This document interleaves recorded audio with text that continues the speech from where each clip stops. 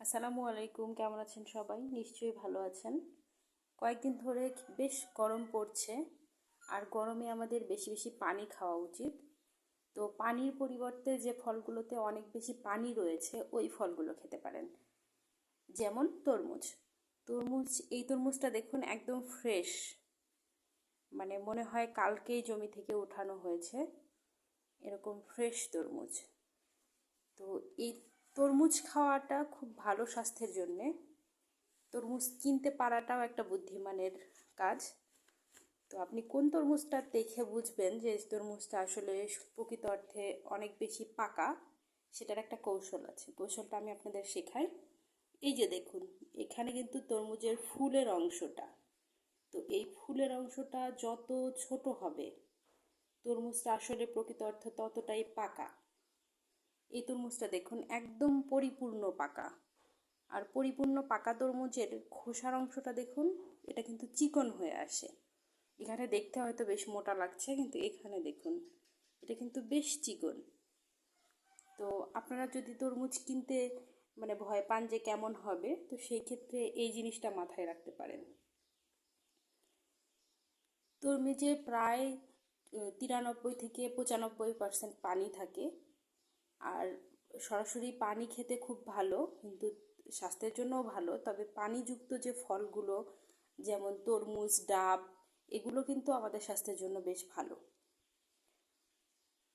তো এই সময় একটু গরম থেকে বাঁচতে যতটা সম্ভব ছাতা নিয়ে বাইরে যান, ঘরে থাকুন, আর পানিযুক্ত ফলগুলো খান।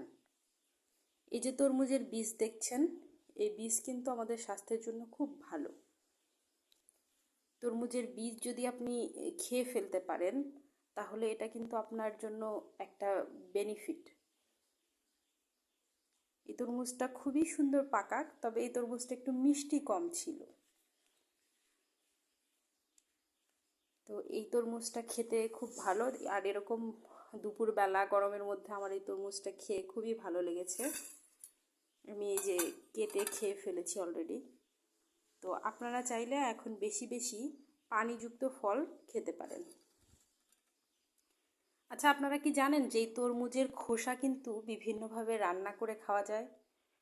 যেমন এই খোসা থেকে কিন্তু যে মোরব্বা বলে না, মোরব্বা তৈরি করা যায়।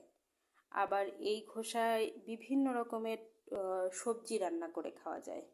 তবে সবজি রান্না করুন আর যাই করুন, একটা কথা কিন্তু সবসময় মাথায় রাখবেন, যে তরমুজে অনেক বেশি পরিমাণ পানি থাকে।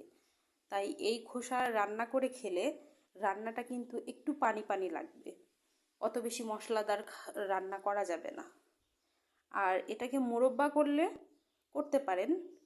এখন তো বাজারে যে মোরব্বাগুলো বিক্রি হয় হচ্ছে চাল কুমড়ার মোরব্বা বলে, সেখানে অনেকগুলোই কিন্তু চাল কুমড়ার থাকে না, থাকে হচ্ছে পেঁপের। তো এটা দিয়েও কিন্তু মোরব্বা তৈরি করা যেতে পারে। ধন্যবাদ ভিডিওটি দেখার জন্য।